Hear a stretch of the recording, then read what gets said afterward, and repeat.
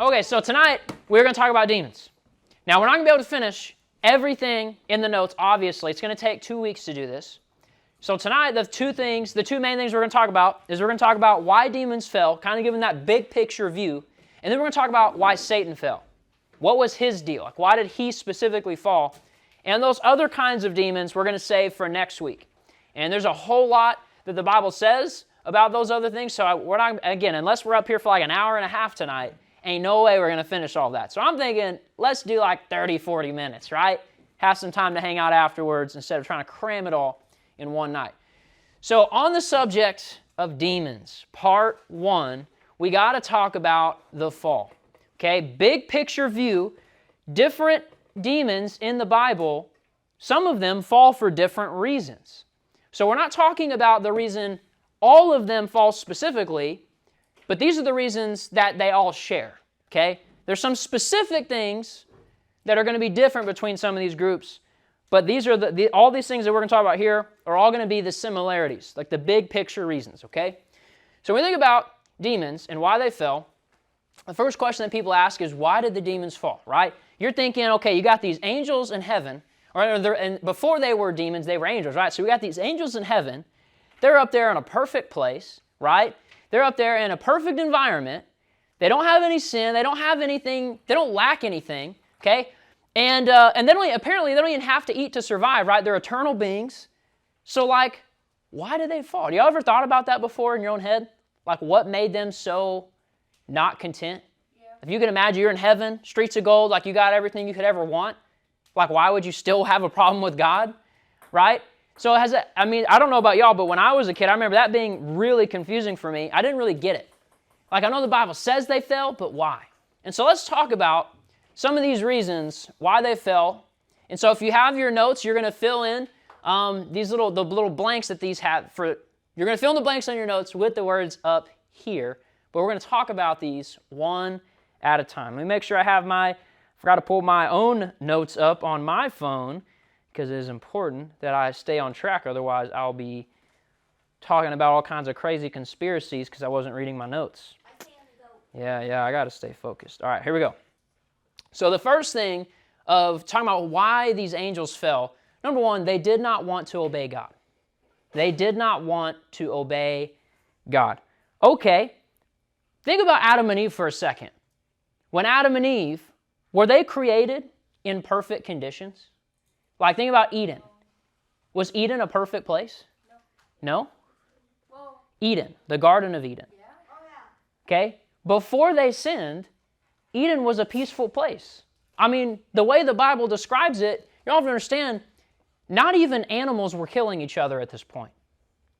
That there was perfect peace in this garden.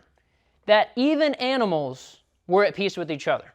And that's a whole other conversation. We can talk about evolution and how you're like, well, Tyler, what about all these animals have been eating each other for millions of years because my science teacher says so. Well, how did we explain that? That's a whole other conversation. If you have questions about it, I can talk to it about it with you afterwards. But Eden was a perfect place. So Adam and Eve are created in a similar state and condition as the angels are. But Adam and Eve sinned. Why? God gave them a command that they did not want to obey. They thought, I know something, maybe, that God doesn't know. That maybe God is withholding something from me that would be really good for me to have. God says, don't eat of this tree, but what if eating this tree gives me something that I want? So y'all see, when we think about why angels sinned, this is very similar to us. They just didn't want to obey God.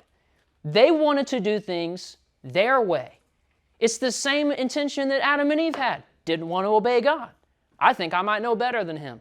I might have something from this sin that gives me something I want. You see what I'm saying? They just decided, I'm not content with perfection. I'm not content with having all my needs met. There's something else that God says I can't have. I want that.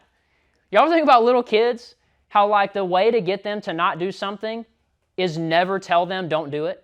Because then that's going to be then they're going to do it. Right? Little kids, especially like that little 3-4-year-old range, are the worst about that.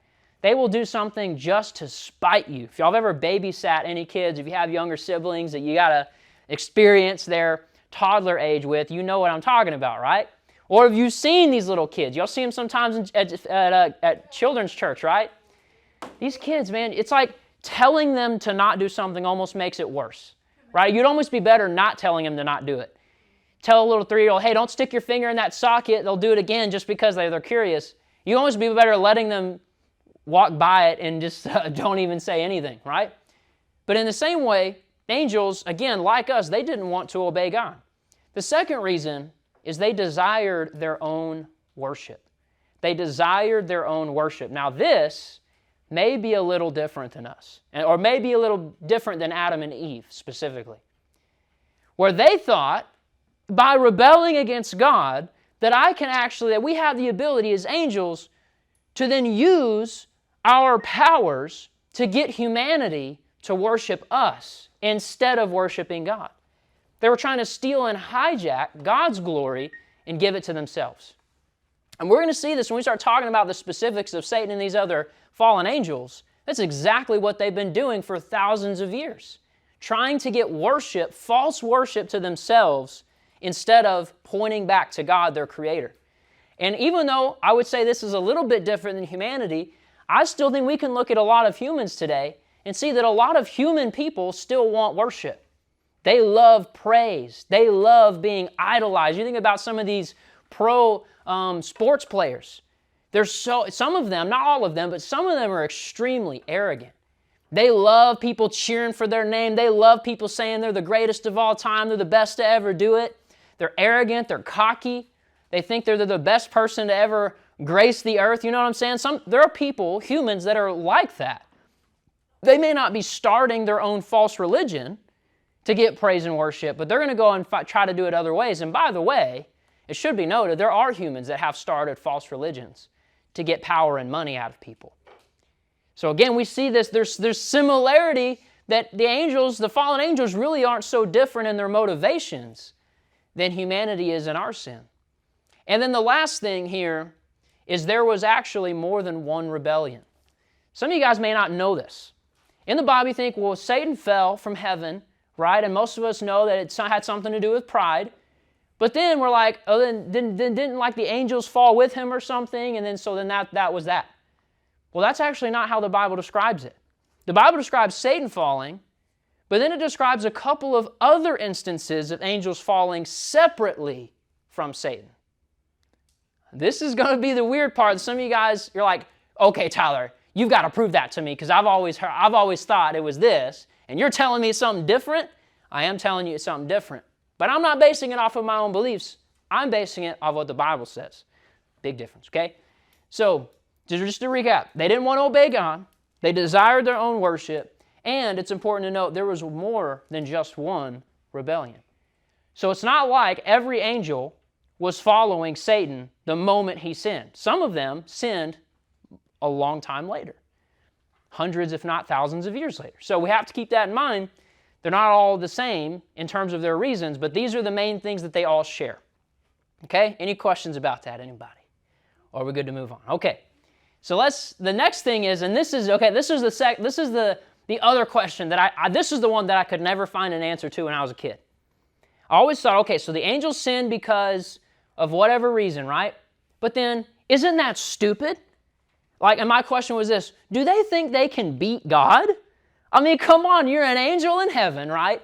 You get to see God with your own eyes, so you know that He's real, right? You know beyond it. You know His power. You watched Him create the universe. You watched Him create humanity. You know that He could just snap His fingers and you're done, right? So then, if the angels know all of these things, then wouldn't that alone keep them from sinning? Do they think they can beat God in some final battle? Have you ever thought about that part of it? Okay, what is Satan going to do at the end? He's like, okay, I'm going to get all my fallen angels, we're going to get all stacked up, and then we're just going to go to God and we're going to, kill him? I mean, you ever thought about that? What is Satan's end game here, right? Doesn't it kind of sound a little stupid that he's even trying to rebel against God? And so I kept asking him, I always have this question, what does Satan think he's going to do? Does he really think he can win? Or is there maybe something else going on in his mind? Well, I'm here to tell you, there is definitely something else going on in the mind of the angels. Number one, they did not know the full consequences of their rebellion against God. Believe it or not, angels do not know everything. Only God knows everything. Only God can know all of the future. Not even angels know all of the future. So from the angels' perspective, yes, they know God is all-powerful. Yes, they know God is extremely wise and intelligent, but they don't know what would happen fully if they sinned. They know they would probably get in trouble. Okay, they know that there would be consequences, but they don't necessarily know what those consequences are.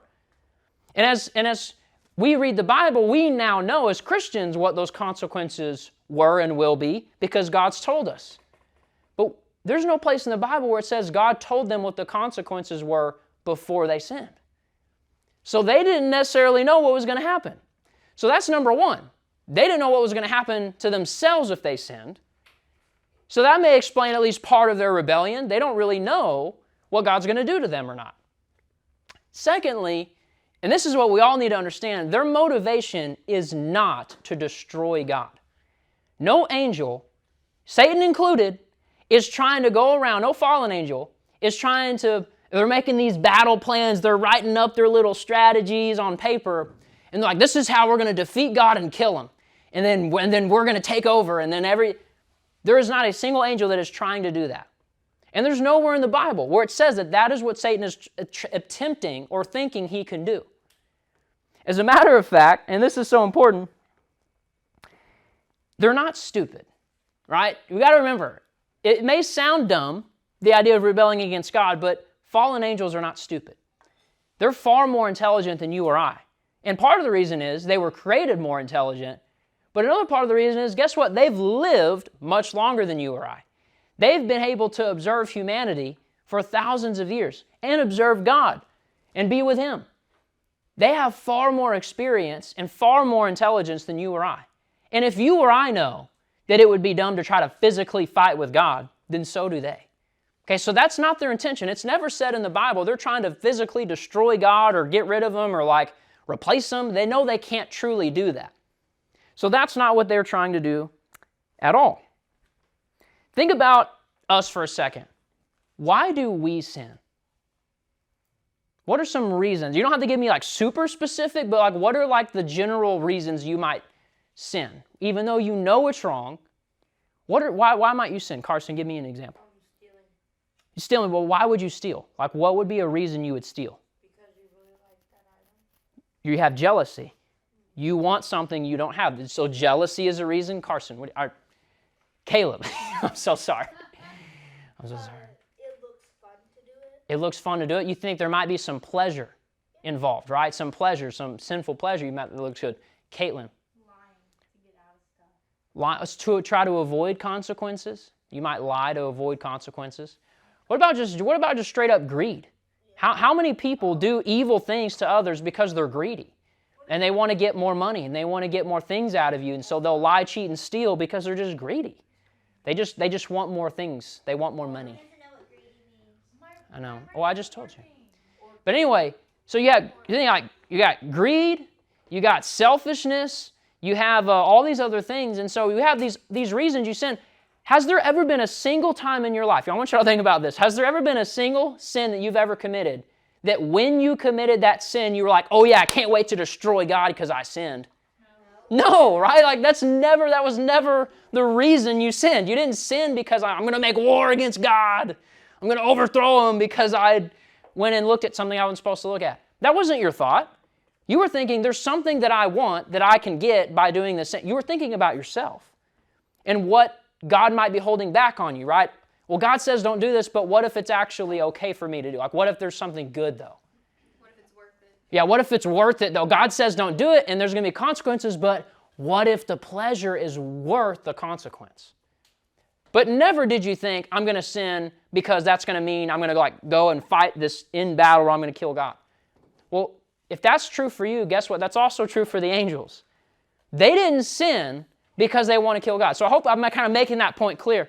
They sin, again, for very selfish reasons, believing that there's some kind of pleasure or reward they're going to get from the sin that outweighs the consequence. Of course, that's not true. There is no sin and pleasure that's going to ever outweigh the consequences for it. We know that.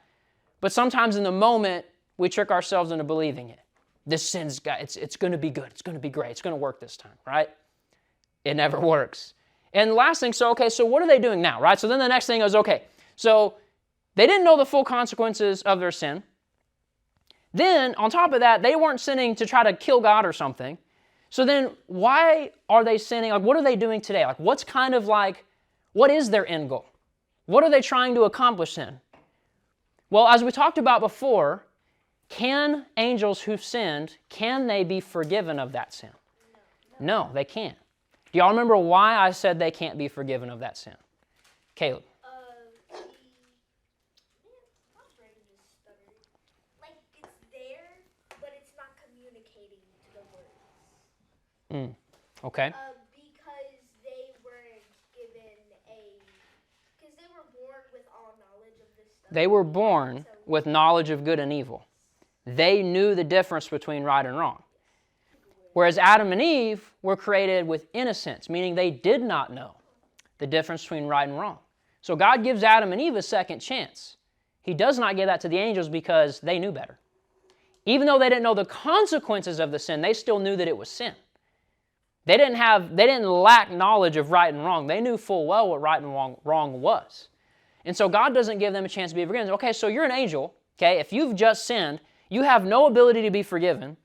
And now you know that one of the consequences is going to be eternal punishment in hell. But you're not there yet, but you're not allowed to be in heaven. What is the only thing you have left to do? You can't beat God. You're just going to live it up. You're just going to just enjoy the sin and the rebellion against God as much as you can until your last day of judgment. That's all that they have. And so their sin, it may have started as one thing, but y'all think their sin's going to get much worse and much more evil over time? Yes. Y'all think about this, that a lot of people who end up as serial killers, they weren't born out of the womb, okay, as a serial killer. That it usually started with some sort of weird obsession with seeing dead things. And then it started with playing with dead bodies of maybe animals. And then they started going to this as a form of a stress reliever when they would have problems. And you have this snowball effect where all of a sudden you have a fully adult person who finds it fascinating and relieving to kill people. They find joy in it. They didn't start that way, but through letting their curiosity get the best of them, it could lead to that. So Charles, you got a little comment you want to add to that? It usually actually starts with killing animals. Yeah, it usually does. Yes. Yes. A lot of serial killers, it always starts something with being curious about death and then actually going out and killing things like animals for fun. And there starts to develop, okay, so if that's true for sins like killing, it doesn't start seriously, but it gets there. Well, how bad and wicked do you think these angels, who know they cannot be forgiven, how bad do you think their sin is after 6,000 years of rebellion? Bad. How much hatred do you think they have for God in doing what's right when they know they can't even be forgiven? Probably a lot. So their only option, the only thing they can do is enjoy the sin and maximize it until God finally takes them out. And that's what they're doing. They're trying to maximize their rebellion against God because they hate Him. They hate the fact that they can't be forgiven. They hate the fact that even though they knew better, even though they have full accountability for it, they still hate God. They still hate the fact that He has given humanity a chance that they didn't have. And so I want you all to see, and there's actually a verse I have to kind of go here before we start talking about Satan. And it's in Matthew 8:28 and 29. Wait, hold on, make sure I got the right verse here. Yes, okay. So this is an interesting thing where Jesus comes and he comes across these men that are possessed by demons. And I want you all to listen to what these demons say to him. It says, when he, Jesus, came to the other side of the country into the Gergesenes, I think that's how you pronounce that, there met him 2 men possessed with devils coming out of the tombs, exceeding fierce, so that no man would pass by that way. And it says, and behold, they cried out, saying, what have we to do with thee, Jesus, thou Son of God? Art thou come to torment us before the time? Notice that question. Okay, first of all, they know that Jesus is the Son of God. They know that what Jesus is there to do. At least partially, right? They know that he's coming to do something on behalf of God, and they're afraid of him. And notice the question they ask, have you come here to torment us, to punish us before the time? What's the time? It's in the Bible, the final day of judgment. Which, by the way, I'm not going to get into all the complicated stuff about that, but just so y'all know this, that if you were to die right now, if you're saved, you go to heaven, right? And if you weren't saved, you'd go to hell. Both heaven and hell, right now, are not the permanent place you will be for all eternity. They're temporary places until God comes back to the earth, and there's a final judgment, a day of final judgment, where every soul that's in hell will be brought back before God's presence, and He will condemn them to a place called the lake of fire. And God will assign people to different levels of punishment based upon how much sin they did in their life. And then for those who are in heaven, when you stand before God, He's not judging your sin, right? Because that's already been forgiven by Jesus. But He's going to reward you based upon how much obedience you have. So Christians in heaven get rewarded based upon their actions, but those in hell get further punished based upon theirs. We aren't going to the lake of fire if we're saved, right? So that final day of judgment is where God sets up a new heaven and a new earth, and He sets up the lake of fire. And so these fallen angels, their eternal place of judgment will be assigned at the lake of fire. That final day of judgment, God will cast them into the lake of fire. That's the time these demons are asking Jesus about. Have you come to punish us before the time? They know their time is coming. They know what's coming for them. And they're scared to even be in the presence of Jesus because it reminds them of that. Do y'all see what's going on here? Isn't that interesting that even the demons tremble when they're in the presence of Jesus? They know that their time's coming. Okay.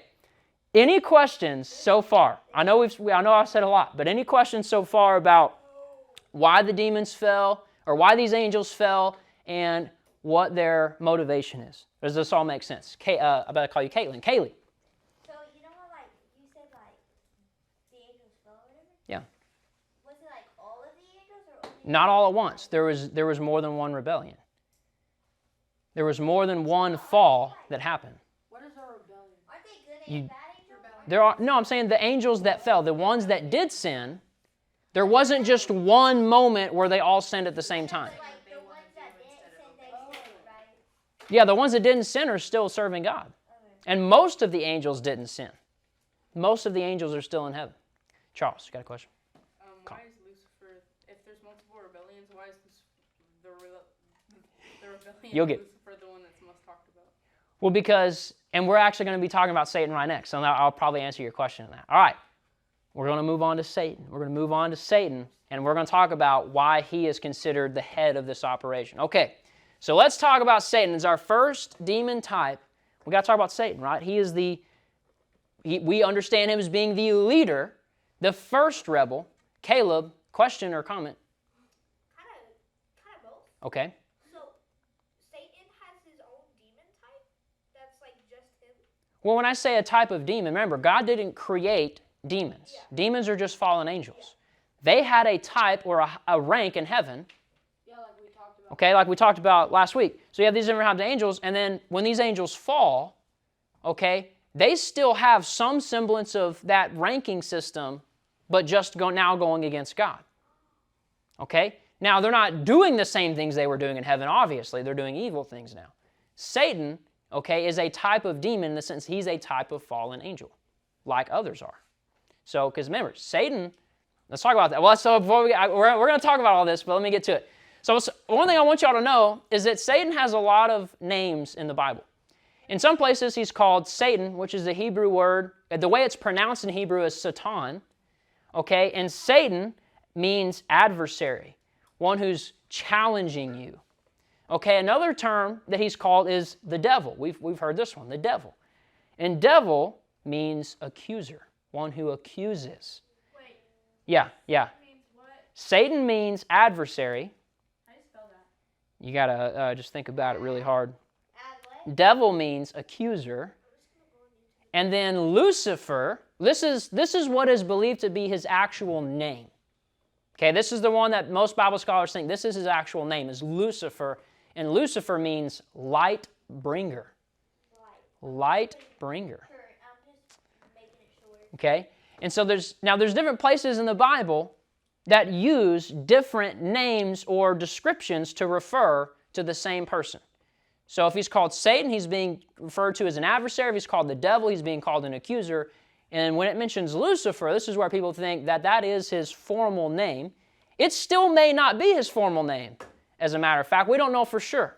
But these are all referring to the same rebel, the same angel that fell. Satan, the devil, or Lucifer, it's referring to the same. Not three different types of angels. It does say Lucifer. You're going to ask, well, where? And I'm going to tell you, we're talking about Satan. We'll get to it. All right, we'll get to it. But the first question, okay, is let's talk about what he did in heaven. What he did in heaven. I think that y'all are going to be fascinated by some of the stuff that he did in heaven. And why he is considered the leader of the fallen angels is because of his rank in heaven. And so the passage that describes his fall, okay, is actually in Ezekiel 28, verses 12 through 15. I don't have all the verses up here.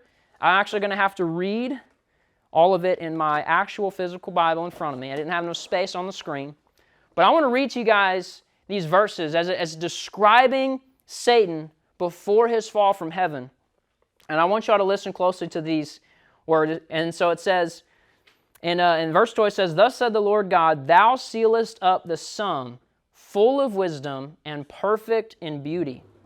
Thou hast been in Eden, the garden of God, and every precious stone was thy covering," meaning you had clothing that had these stones on them, these beautiful stones, the sardius, the topaz, and the diamond, the beryl, the onyx, the jasper, the sapphire, and the emerald, the carbuncle, and the gold.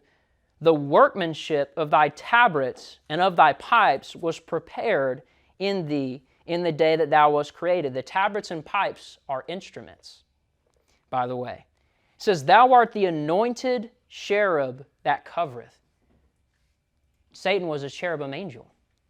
"Thou art the anointed cherub that covereth," and says, "And I have set thee so. Thou wast upon the holy mountain of God, and thou hast walked up and down in the midst of the stones of fire." He says, "You were perfect in your ways from the day that you were made until sin or iniquity was found in thee." So that gives us quite a bit of information about Satan before his fall. Number one, what's interesting is that he's described as being beautiful. Okay, when I was a kid, I always thought Satan was like a red skin with horns, tail. We always see Satan depicted that way. Not anywhere in the Bible is it ever said that that's what Satan looks like. Red tail, red skin, horns, devil, fire everywhere. He's not even in hell right now. So much of what our media, our movies, our entertainment tells us about Satan is so wildly stupid, and I think it's stupid on purpose to make you think that Satan is just a joke. He's a cartoon character. He's a dumb Marvel villain. I really think that a lot of the depictions of Satan are done on purpose to make you think believing in him is stupid. He's not an ugly little gremlin, okay? He was considered a cherubim angel, one of the highest ranks you can possibly have in heaven, right? And so y'all may be asking, okay, well, Tyler, we learned about the cherubim last week, right? And the cherubim that were described, they had 4 wings and they had 4 faces and all this crazy stuff. Is that what Satan looks like? And remember what I had said is I said, we don't know if all cherubim look like the ones described in Ezekiel. Ezekiel's describing those cherubim that he saw. Cherubim, again, remember, it's a rank. It's a role. It's not necessarily that all cherubim look the same, but rather the cherubim that Ezekiel sees, those. So we don't know for sure, okay, if we believe that all cherubim look exactly the same, then I guess you would have to then believe that Satan looks like the ones described in Ezekiel, which would mean he has 4 faces and all the rest. I don't necessarily think that's what he looks like. I think, because those cherubim, while they're fascinating, certainly don't come to my mind as being beautiful. So I'm just going to be honest about that, right? They can be interesting, and they can be, fascinating, and they can be terrifying, but that doesn't necessarily mean they're beautiful in the traditional sense. So I don't know. So we don't know for sure what he looked like, but I can tell you he was not going around with a bunch of horns and a red tail and fire on his body as if like it's the fires of hell. That's not Satan as described in the Bible. You had a question about that? Oh, you said that a cherubim has four faces, like the lion, Yes. the eagle, Yeah. all that. Yeah. I think Satan might look like that Yeah. because in the Bible it uses him as like a serpent, and it refers like him as different animals. Well, yeah, in the Bible, like, yeah, you have in Genesis where it refers to a serpent, which we'll actually talk about that here in just a minute, and why the Bible calls Satan a serpent in Genesis. What was that about? Okay, so he's a cherubim angel. Oh, let me pull up these things so y'all can fill in your notes. Sorry, I have these three things. So he was an anointed cherub. So more than just being in a cherub, he was an anointed cherub that covers. That language seems to imply that he was the head of the cherubim. He wasn't just a cherubim. He was the top cherubim. He was the one that covered or was over the other ones. So he is right up there, almost God's right-hand man, right? Almost. Maybe not quite, but almost. An anointed cherub that covereth. And it says, number two, he was involved in musical worship. When it says that, and it says, in the workmanship of thy tabrets and thy pipes, which pipes is like an organ, think of like a piano, was prepared in the day that you were created. That day one, out the gates, God has given Satan these beautiful instruments to use as a form of worship in heaven. That he in some way, shape, or form led worship in heaven for God. So he's highly skilled as a musician. Now think about the state of music in the world today and what kind of messages are being communicated and what's popular. And it makes a lot more sense why the music industry seems to be pumping out trash. Because who is the greatest musician that we're aware of next to God? Well, the Bible seems to imply if you're an anointed cherub in heaven, I'm pretty sure you're going to be up there when it comes to music. The ability to influence music and use music as an influencing tool over others. In heaven, used to influence the angels to worship God, but once he falls, imagine the kind of destruction he can cause through music. Now he's using it against God. And then another thing that's really fascinating that Ezekiel talks about is that he was walking among Eden. So before he came and caused Adam and Eve to sin, he was already there in Eden walking around. It was normal for him to be there. And isn't that interesting? We always think about Eden, right? The Garden of Eden being this place on earth, and it is a place on earth, okay? But we always think about it as being that's only where humans were, right? Only humans were there. The Bible never says that. In fact, the Bible talks about how God walked with Adam. Okay, so we know humans can't truly look at God in his true form, right, and survive. So God had to have taken an earthly form. When God came to earth, he came to earth as who? Jesus, the Son of God. Who do you think then was the physical appearance that God took on in the Garden of Eden? Jesus. You see what I'm saying? Okay, so these angels are also there in the Garden of Eden walking around, talking with Adam and Eve. That was a normal part of their life in the garden. The Bible says it. Isn't that interesting? We're like, what? I thought like when Satan shows up to trick him, that was the first time. No. It says he was already there walking among. And then it says, listen to this description. He says that you were upon the holy mountain of God. It's another word for Eden, this holy mountain. And it says, and you walked down in the midst of the stones of fire. The stones of fire? What are the stones of fire? That sounds cool, but what are they? I don't know. Or these places where there's physical gemstones and they have this fiery appearance because they're pure in form. It's like a special place, and Satan's there in the midst of these stones of fire. Do y'all remember? This is where we're going to get into the crazy stuff. Okay, do you have a question? Okay. All looping So around. since he was in the Yeah. Garden of Eden, does that mean did he fall before or after Adam and Eve were created? So we're going to get to his fall. But walking around in the garden happened before Adam and Eve sinned. And it obviously would be before he sinned, because when he tricked Adam and Eve, he was kicked out. Okay, so this happened before Adam and Eve fell, when he was walking around this amongst some fire. Now, and the second one? Did he get replaced since he was the Well, obviously God would have used another angel in his place. But anyway, okay, so Caleb, any thought on that? I do have one question. Yeah. Okay, so if Jesus was God's physical form in the Garden of Eden, does that mean No. I don't think he made a full physical appearance. What I said is when it describes God as walking with him, I think he appeared in the form of Jesus.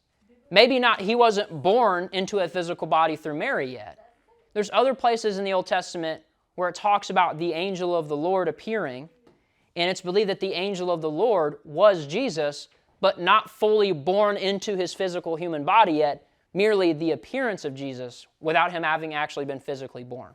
That sounds kind of confusing, but the Bible seems to imply, okay, Jesus was present, not fully physically yet, but in the appearance. If you were to look at him, you would think it's Jesus, but maybe that's just in a spiritual sense he looks like Jesus. I'm not entirely sure. That's an interesting question. I'm not entirely sure. Okay, but do y'all remember when we talked about the seraphim angels, right? These are supposed to be the highest rank. They're the ones with 6 wings. Okay. Do y'all remember what I said the word seraph means? What does that word mean in English? Fiery ones. Fiery ones. And elsewhere in the Bible, when it's talking about snakes, a poisonous snake, it uses the term seraph to refer to a poisonous snake.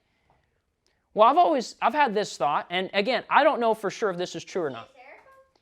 No. It says he's a cherub, but again, the cherub angels, when they're described, are also said to have fire in their appearance. Which explains why. So, are we seeing, and then it says here, then Satan, and then he walked among the stones of fire. So these highest ranks of angels have fire in their appearance somehow. I don't know how, but they do. I get where you're going. Okay, so when the Bible says Satan appears as a snake, could it not be that he was just in his normal angel form? And they're just describing him as being fiery in appearance because that's what he looks like? They've already seen him, which would make sense then why Adam and Eve were not completely freaked out. Because listen, if I'm just going about my day and all of a sudden a snake starts talking to me, I'm going to freak out. Okay? As far as we know, talking snakes was not a normal thing. So I've always wondered because again, and then the fact that it was Eve, a woman, and she didn't freak out. Women freak out when they just see bugs that they don't like. And imagine if a snake started talking to a woman. She's going to have a heart attack and die, okay? So I'm always like, okay, it seems like Adam and Eve are almost like this is a normal conversation when they're talking with Satan. It almost seems like they're not caught off guard, which tells me that's because it has to be something like they're already used to seeing Satan or Lucifer in the garden.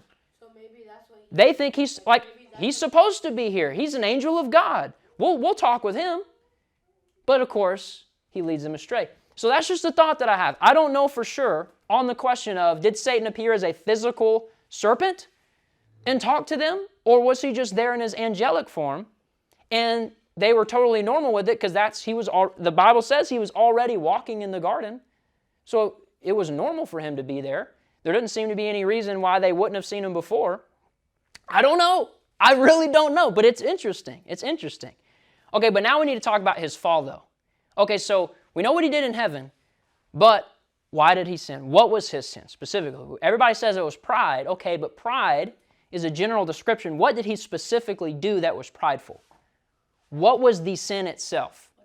What was the sin itself? And here is another passage in the Scriptures, Isaiah chapter 14, verses 12 through 14, describes his sin. Describes the sin in his heart. Okay, so it says in verse 12, this is God talking about Satan. He says, "How art thou fallen from heaven, O Lucifer, son of the morning? How art thou cut down to the ground, which did weaken the nations? For thou hast said in your heart, I will ascend into heaven. I will exalt my throne above the stars of God," which angels are called stars in the Old Testament. "The stars of God. I will sit also upon the mount of the congregation in the sides of the north, and I will ascend above the heights of the clouds, and I will be like the Most High." Did you see anything in here about him wanting to kill God? No. He says, I want to be like him, and I want the worship of his angels. But it doesn't say he's trying to kill God or destroy God, because he knows he can't do that. So in his heart, the pride in his heart specifically was this desire to have the worship of the angels, the stars of God. He wanted to have his own worship to replace and mimic the worship that God received. He was not content with worshiping God. He wanted to be worshiped himself. And now here's the part that I also don't have the answer to this. I don't know for sure. In Genesis 3, right, where we all read where Satan comes into the garden and he's trying to trick Adam and Eve into sinning, right? He's telling them that, no, you won't die when you eat the tree. Just do it. You're going to become like God, knowing good and evil. What is he saying to Adam and Eve? You're going to be like gods. What is he promising them? Hey, if you will just sin against God, you can become your own God instead. Hey, you don't have to worship him. Instead, you can be your own thing. There are some people, y'all listen, this is interesting, that believe that Satan's sin, like his action, the action that got him kicked out, was him deceiving Adam and Eve. That was his sin. Because again, we don't see the Bible describe a sinful action of Satan before Adam and Eve. We see his sin described at the moment he's tricking Adam and Eve. It's like he has this thought in his heart, hey, I want to be like God, and I want worship that I know I can't have legitimately. So how am I going to do it? I know I can get humanity to fall into sin with me. And if they're in sin and I'm in sin, then humanity is stuck with me as like a type of God. Now we're going to be judged together, and they, like me, are going to have no choice but I'm their leader now. I'm a leader of a rebellion, but I'm their leader. And then maybe, you see what I'm saying? So I think it makes sense to me that Satan's sin, the action, not just the thoughts of the heart, but the action itself, was what he did in the Garden of Eden. Because again, if Satan sinned before the Garden of Eden happened, then why was he still allowed there? Because the moment Adam and Eve sinned, y'all remember, what happens to Adam and Eve and the serpent? They all get kicked out, don't they? Yeah. So if Satan already sinned, then why would he only kick them out after Adam and Eve sinned? Y'all see what I'm saying? It sounds to me like it's probably his sin was what he did in the garden. That was how he acted upon this desire in his heart, by trying to get humanity to fall with him. Kaylee, shoot me with the question. Do what? He deceived them. He lied to them to get them into... That seems like that's what he's saying. He wants the worship. Like now he's happy because he's the head, even if well, it's like bad. His plan he probably thought this is a good plan.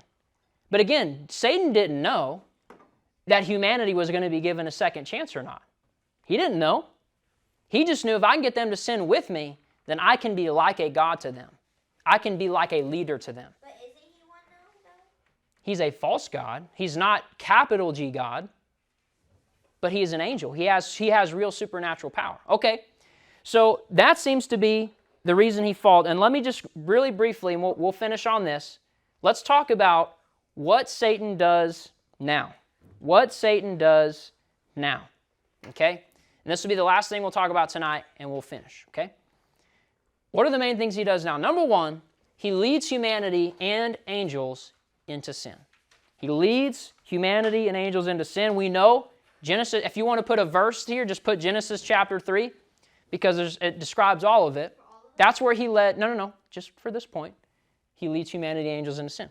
Okay? So we know that he leads Adam and Eve into sin, tricks them, lies to them, gets them to eat the tree when they know they're not supposed to, okay, in order to be like a God to them. But again, in Genesis chapter 3, it doesn't say anything about the other angels falling then and there.